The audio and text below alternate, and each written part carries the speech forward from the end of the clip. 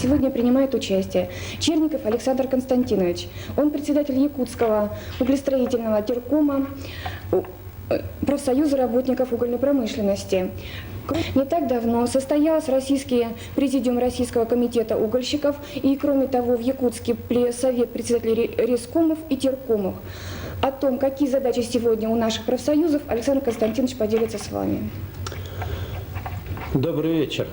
Но несмотря на то, что я возглавляю сегодня отраслевой профсоюз углестроителей нашей республики, я бы хотел несколько шире в своем интервью, вот этом кратеньком, остановиться на тех вопросах, которые сегодня волнуют практически председателей профсоюзных комитетов всех отраслей нашего города и нашей республики. К сожалению, у нас 2 года назад был создан координационный совет, здесь председатели профсоюзных комитетов в городе, который плохо или хорошо решал какие-то вопросы, поскольку хотим или не хотим, это сила профсоюзов в единстве. Сегодня такой организации в городе нет.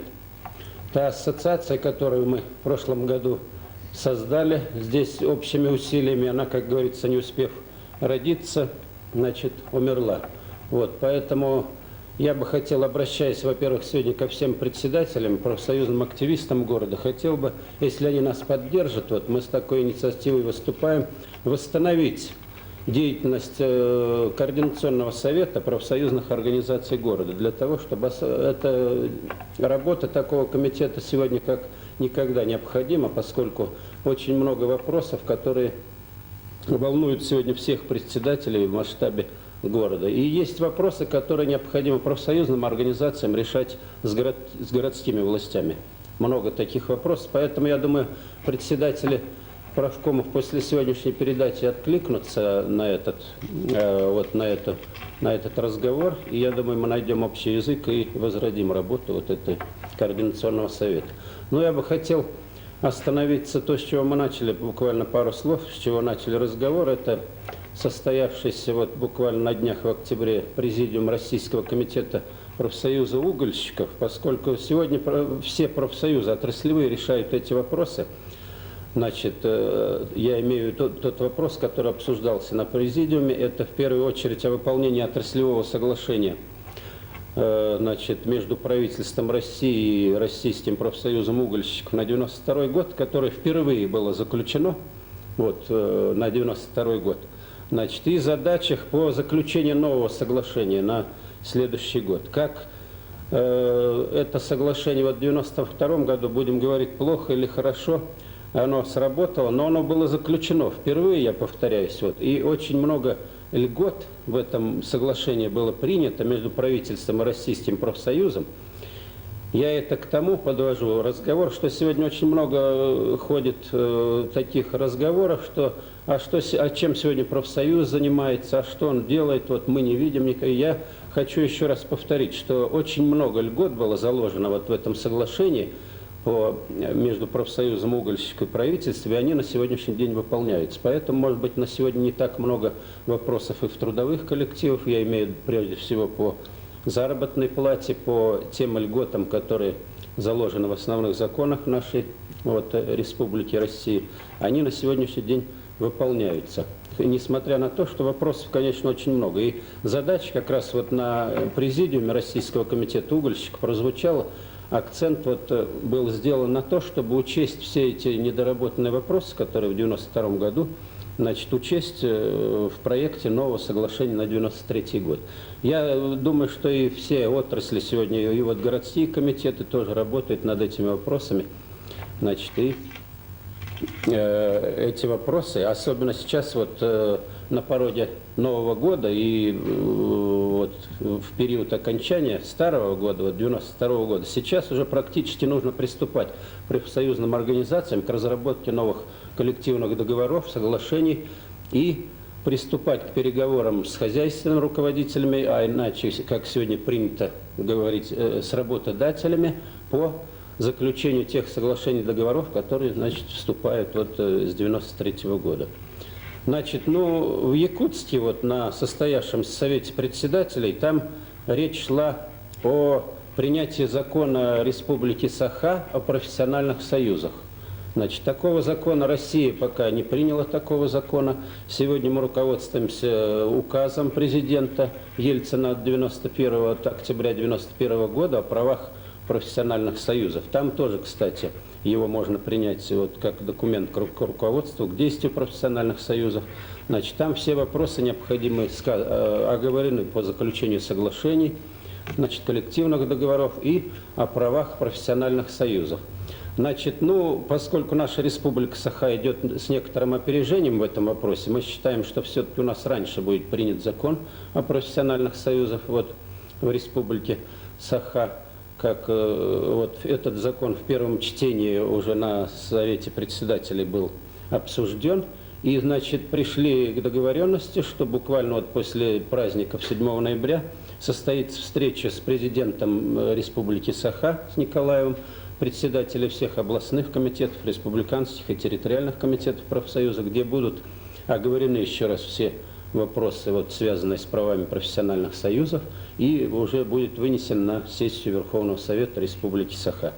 Я бы хотел еще буквально, пользуясь вот предоставленной возможностью, несколько слов в свете вот сегодня. Он еще окончательно не принят, закон о государственном социальном страховании. В связи с этим тоже, но будет принят, как уже по всем раскладкам и по состоянию дел, которые сегодня в этом вопросе вот, принимает оборот. Этот указ или закон будет принят, видимо, скорее всего, с нового 93-го года. Поэтому здесь тоже раздается очень много разговоров, а чем же, вот, если социальное страхование профсоюза отдадут государству, а чем же тогда профсоюз будет заниматься? Я должен сказать, и не я, это не мое мнение субъективное, это мнение, так сказать, не мнение, а положение совершенно объективное, исходя из тех законодательных актов, которые сегодня приняты вот и в России, и в Республике Саха. Профсоюзу очень много дел, вот, которыми необходимо заниматься сегодня. И надо всем профактивистам, которые еще вот не держали в руках, но я все-таки надеюсь, что все, наверное, уже прочитали это, в газете от 6 октября, российской газеты, было опубликовано дополнение изменений к Кодексу законов о труде, которые утверждены указом президента и на Верховном Совете обсуждены. И там вот это нужно считать на сегодня программой действий всех профсоюзных работников, всех профкомов, предприятий нашего города и всех. Там буквально все оговорено, какими правами сегодня пользуется профсоюзный комитет. Самое главное, я бы хотел обратить внимание профсоюзных работников, вот, несмотря на все эти разговоры, которые тут пытаются некоторые товарищи вот, заводить или говорить на эту тему, значит, нужно обратить внимание, записано в Кодексе законов о труде, еще раз, черным по белому, что все трудящиеся, все студенты средних, специальных и высших учебных заведений, пенсионеры имеют право объединяться в профессиональные союзы. Причем профессиональные союзы, тоже хотел бы обратить вот, внимание на это дело, в отличие от общественных организаций, не подлежат регистрации ни в каких государственных органах, чего вот пытались здесь в городе у нас, значит, требовать от банковских работников, значит, и тем самым не нужно никому ажиотаж внесли, вот я имею в виду закрытие текущих счетов профсоюзных комитетов. Поэтому я бы хотел еще раз обратить внимание вот на это дело и еще раз призываю руководителей профсоюзных комитетов, значит, пользуясь вот теми законодательными нормативными актами, которые сегодня имеются в части работы и прав профессиональных союзов, значит, уже сегодня приступить значит, к формированию новых коллективных договоров, соглашений с хозяйственными руководителями. Это и будет программа действий всех профсоюзных органов, значит, на будущий год и на ближайшую перспективу. Два слова буквально. Сегодня тоже много говорится, разговоров идет вокруг выхода из профсоюзов.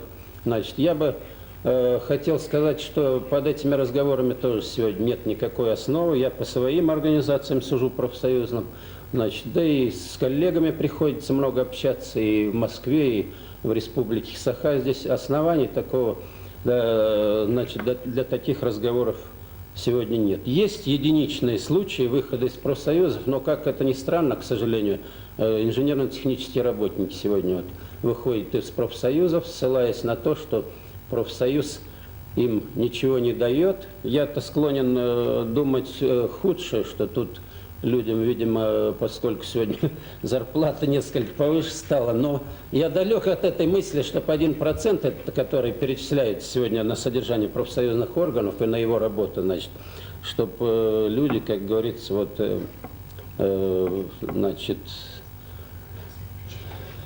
ну,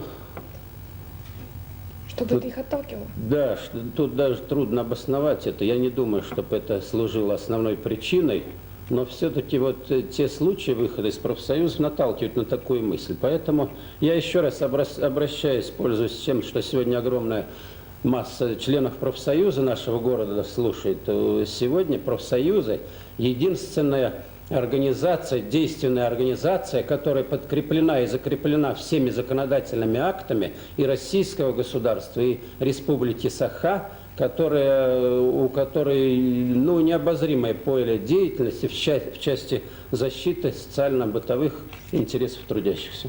Спасибо за внимание. Александр Константинович, если телезрители захотят позвонить, куда, как им нужно будет? Значит, можно звонить по телефону 21 434. Спасибо. И в углестроительный терком профсоюза. В любое время, пожалуйста, в рабочее, естественно. Спасибо.